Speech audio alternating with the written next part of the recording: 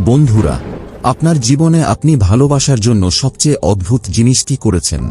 কারো প্রেমে পড়ার পর আমরা সবাই কখনো না কখনো আমাদের জীবনে কিছু ভুল করে ফেলি, কিন্তু এই মেয়েটি যা করল তা এতটাই বিপজ্জনক প্রমাণিত হল যে তাকে প্রাণ হারাতে হল। এই ক্রাইমটি শুরু হয় 10ই ফেব্রুয়ারি 2023 থেকে। দিল্লি থেকে প্রায় 50 কিলোমিটার দূরে অবস্থিত হরিয়ানাতে একটি গ্রাম আছে ঝাজ্ঝর বলে। এই গ্রামে একটি পরিবার বসবাস করে, যার দুটি মেয়ে আছে। দুই মেয়েই পড়াশোনার জন্য দিল্লিতে থাকে। দুজনেই বাড়িতে প্রতিদিন মা বাবার সঙ্গে কথা বলতো, কিন্তু একদিন হঠাৎ বড় মেয়ে নিকির ফোন আসে না।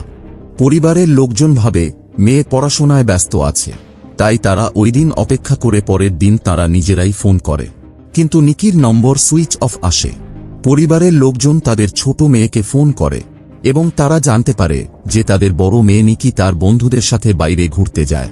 দুই মেয়েই পড়ালেখায় ভালো ছিল এবং পরিবারের সঙ্গে তারা প্রায়ই তাদের সব বিষয়ে কথা বলতো, আর তাই বাবা মায়ের জন্য বিষয়টি কিছুটা অদ্ভুত হয়ে গেল যে তাদের মেয়ে জিজ্ঞাসা না করে ঘুরতে চলে যায়।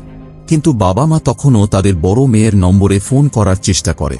তারা তাদের ছোট মেয়েকে বলে যে বড় মেয়ের নম্বরে ফোন লাগছে না, তার বন্ধুদের নাম্বারে ফোন করে দেখো। ছোট মেয়ে তার বোনের বন্ধুদের ফোন করে। তখন তারা জানতে পারে যে সে তার মেয়ে বন্ধুদের সাথে না গিয়ে একজন পুরুষ বন্ধুর সাথে ঘুরতে গেছে, যার নাম ছিল সাহিল গেহলত। তারপর ছোট মেয়ে সাহিলকে ফোন করে তার বড় বোনের সাথে কথা বলার জন্য। সাহিল ফোন তুলে বলে যে আমার বিয়ে আছে, আমি বিয়ের ফাংশন নিয়ে ব্যস্ত, তাই আমি নিকির সাথে ঘুরতে যেতে পারিনি, এবং নিকি তার ঘোরার প্ল্যান ক্যান্সেল করার মন ছিল না, তাই সে একাই চলে যায়। এই কথা শোনার পর ছোট মেয়ে তার বাবা মাকে সব খুলে বলে। নিকির বাবা তার ছোট মেয়ের কাছ থেকে সাহিলের নম্বর চায় এবং তিনি তার সাথে কথা বলে। সাহিল বলে যে আঙ্কেল, আজকে আমার বিয়ে, আর আমি এখন ব্যস্ত আছি। আমাদের ঘুরতে যাওয়ার প্ল্যান নিশ্চয়ই ছিল, কিন্তু আমি আমার বিয়ের ফাংশনে ব্যস্ত, তাই নিকি একলাই বেরিয়ে পড়ে, আর তার ফোনও আমার কাছে রেখে গেছে। নিকির বাবার কাছে এই জিনিসটি কিছুটা অদ্ভুত লাগে। প্রথমত মেয়ে জিজ্ঞাসা না করে ঘুরতে চলে যায়, এবং দ্বিতীয়ত সে তার ফোন একটি ছেলের কাছে রেখে যায়। এদিকে নিকির বন্ধু সাহিলের বিয়ে হয়ে যায় এবং সে তার নতুন জীবন ও অনুষ্ঠানে ব্যস্ত হয়ে পড়ে। এরপর 3-4 দিন হয়ে যায়, কিন্তু নিকি এখনো ঘুরে বাড়ি ফেরেনি, আর তাই নিকির বাবা দিল্লি পুলিশের কাছে সাহায্য চান এবং তাদের জানায় যে তাদের মেয়ে 3 দিন ধরে নিখোঁজ। তারা প্রথমে নিকির ফোন ট্রেক করে দেখে। নিকির ফোনের লোকেশন দেখায় মিত্রাও গ্রামের একটি ধাবাতে। এই তথ্যটি বাবার কাছে খুবই অদ্ভুত লাগে, কারণ এখন পর্যন্ত সব বন্ধুদের কাছ থেকে জানা গিয়েছিল যে নিকি মুসৌরি গিয়েছে। এরপর পুলিশ ওই ধাবাতে পৌঁছায়, যেই ধাবাটির নাম ছিল খাওপিও ধাবা, কিন্তু ধাবা বন্ধ ছিল। বন্ধ ধাবায় একটি নিখোঁজ মেয়ের মোবাইলের লোকেশন খুবই অদ্ভুত ছিল। বিষয়টি এখন জরুরি হয়ে যায় যে ধাবার ভিতরে যাওয়া দরকার। পুলিশ রেস্টুরেন্টের ভিতরে যায় এবং চারিপাশে দেখে, কিন্তু তারা তেমন কিছুই খুঁজে পাননি। পুলিশওয়ালা ওই ধাবা থেকে বেরিয়েই আসছিল, তখন একজন পুলিশের নজর পড়ে একটি ফ্রিজের মধ্যে। ফ্রিজটি দেওয়ালের দিকে মুখ করে রাখা হয়েছিল এবং ফ্রিজটিকে চারিদিক থেকে দড়ি দিয়ে বেঁধে রাখা হয়েছিল। আর সবচেয়ে গুরুত্বপূর্ণ বিষয় হল যে বন্ধ ধাবায় ফ্রিজটি চালু ছিল। পুলিশওয়ালা ফ্রিজটি খুলে এবং খুলতেই তারা দেখতে পায় নিকির লাশ। এরপর পুলিশ রেস্টুরেন্ট থেকে সোজা সাহিলের বাড়িতে যায়, কেন কি ওই বন্ধ রেস্টুরেন্টের মালিক ছিল সাহিল। কিন্তু সাহিল বাড়িতে না থাকলেও পুলিশ তাকে খুঁজে বের করে নেয়। দিনটি ছিল 14ই ফেব্রুয়ারি 2023, মানে ভ্যালেন্টাইন্স ডে।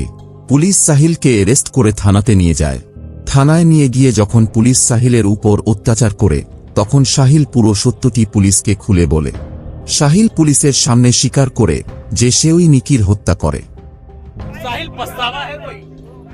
साहिल ऐसा क्या हुआ था? आपने क्यों साहिल आपने निक्की की हत्या क्यों की? পুলিশ হত্যার কারণ জানতে চাইলে সাহিল জানায় যে 2.5 বছর আগে নাকি নিকি ও সাহিল দুজনই বিয়ে করে, কিন্তু এই বিয়েটি তারা লুকিয়ে করে। সে তাকে হত্যা করার কথা স্বীকার করে এবং তারপর প্রকাশ করে অতীতের কিছু লুকোনো কথা। 2018 সালে নিকি এবং সাহিল দুজনেই তাদের নিজ নিজ পরীক্ষার প্রস্তুতি নিতে দিল্লিতে এসেছিল, যেখানে বাসে একই রাস্তায় কোচিংয়ে যাওয়ার সময় দুজনের দেখা হয়। বারবার দেখা করে দুজনেই একে অপরকে জানতে পারে। তারপর দুজনেই বন্ধু হয়ে যায় এবং বন্ধুত্ব প্রেমে পরিণত হয় যা আজকালের দিনে সাধারণ একটি জিনিস। কিন্তু এরপর দুজনে মিলে যা করে, যেটা সম্ভবত করা উচিত ছিল না। পরিবারকে না জানিয়েই 2020 সালের অক্টোবরের 1 তারিখে দুজনেই বিয়ে করে নেয়, এবং এই বিয়ের কথা নিকির খুনের আগ পর্যন্ত নিকির বাড়ির কেউ জানত না। বিবাহ আমাদের সমাজে একটি সামাজিক কাজ, এবং সামাজিকভাবে বিয়ে করলে তা আমাদের অনেক সুবিধা হয়। কিন্তু এটি গোপন রাখার অসুবিধা কতটা দুর্ভাগ্যজনক তার একটি উদাহরণ এটি। বিয়ের পরও নিকি ও সাহিল দুজনেই তাদের পরিবারকে সময়মতো বিষয়টি জানায়নি। এরপর নিকি তার পড়াশোনা চালিয়ে যায় এবং সাহিল তার বাড়িতে ফিরে আসে।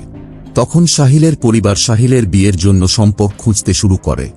যেমনই তেমনি সে তার পরিবারকে জানায় যে সে নিকিকে বিয়ে করেছে। যখন সাহিলের পরিবার নিকির কাস্ট সম্পর্কে জানতে পারে, তখন তারা নিকিকে মেনে নিতে অস্বীকার করে। একদিকে সাহিল নিকিকে কিছুই বলছিল না, অন্যদিকে সাহিলের পরিবার সাহিলের সম্পর্ক সিদ্ধান্ত করে নেয়। কারণ সাহিলের পরিবার জানত যে নিকি এবং সাহিল দুজনেই বিবাহিত ছিল, তাই দ্বিতীয় বিয়ে যার সাথেই হবে তা হিন্দু বিবাহ আইন 1954 এর অধীনের অনুসারে হবে। আর তাই সাহিলের পরিবার ইচ্ছে করে তার সম্পর্ক এমন জায়গায় ঠিক করে যেখানে পরিবার বেশ বড় নয়। তাদের বাড়িতে আত্মীয় স্বজনের নামে শুধু মা ও মেয়ে ছিল। সাহিলও ভদ্রলোকের মতো বিয়েতে রাজি হয়ে যায়। 9 ফেব্রুয়ারির দিন আসে এবং সেদিন সাহিল এঙ্গেজমেন্ট করে নেয়।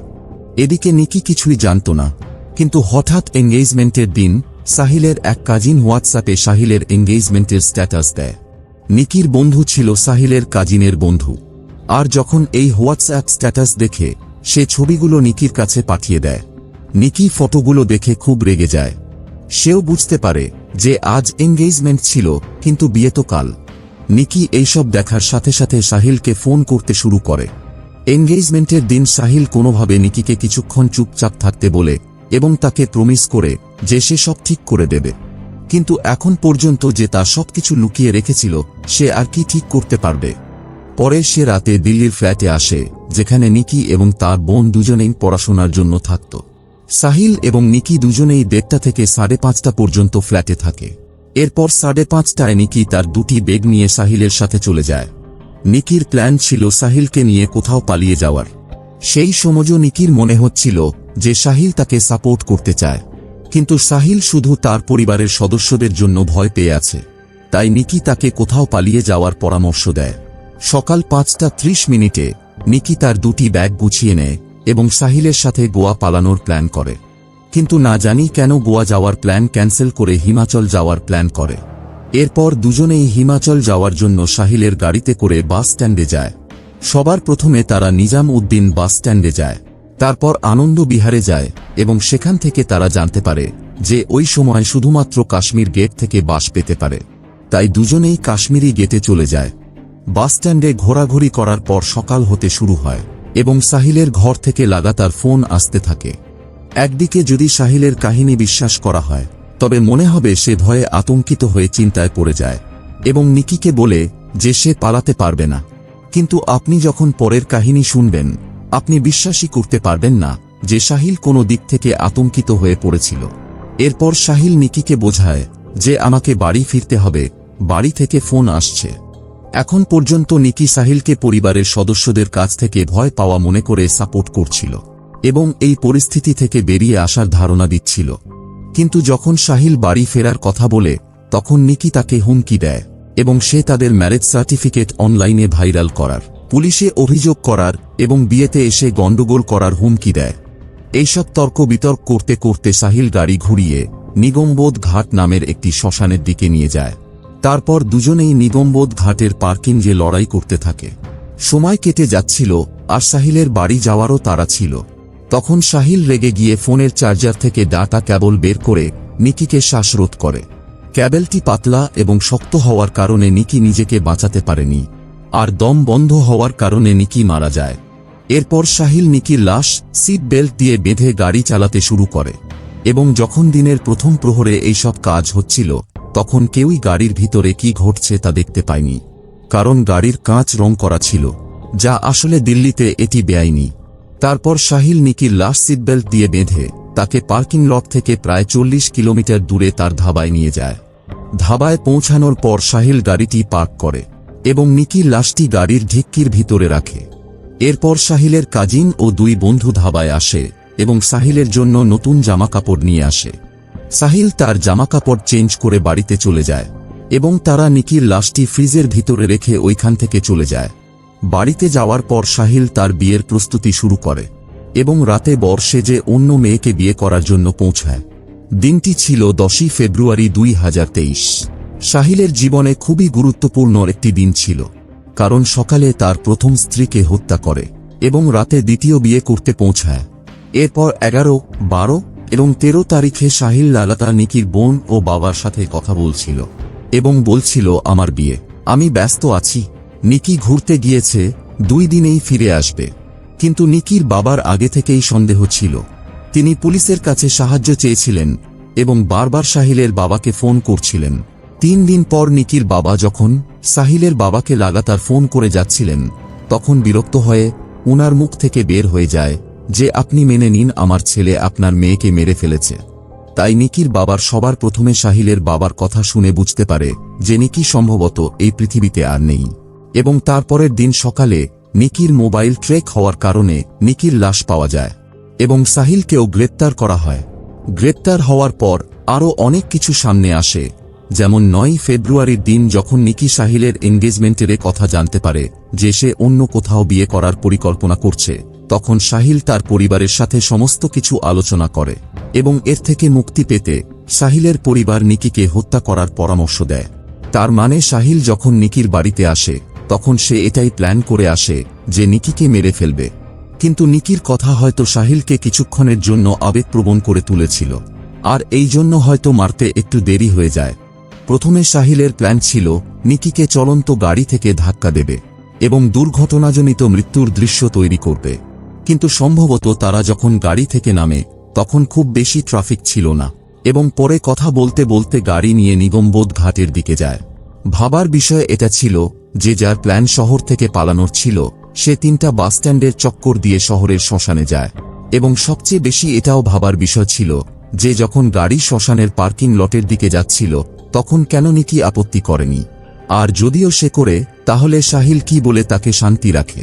পরে সাহিলের প্ল্যান ছিল যে সে তার হানিমুনে যাবে এবং নিকির লাশকে একটি বেগে ভরে কোনো নালিতে ফেলে দেবে। কিন্তু এইসব করার আগে পুলিশ ওই রেস্টুরেন্টে নিকির লাশ উদ্ধার করে নেয়। এই কাহিনীটি আমাদের একটি জিনিস শিখিয়ে দিল যে এই জন্য কিছু জিনিস আমাদের সমাজে এখনও প্রচলিত আছে, যেমন বিয়ে, সামাজিক হওয়া, পরিবারের সদস্যদের সাথে যোগাযোগ রাখা। নিকিও যদি পরিবারের সদস্যদের সাথে যোগাযোগ রাখত তাহলে আজ হয়তো তার এই দশা হতো না। তো বন্ধুরা, এই ছিল আজকের কাহিনী। কাহিনীটি ভালো লাগলে অবশ্যই একটি লাইক এবং চ্যানেলটি যদি এখনও সাবস্ক্রাইব না করে থাকেন তাহলে অবশ্যই সাবস্ক্রাইব করে রাখবেন। ধন্যবাদ।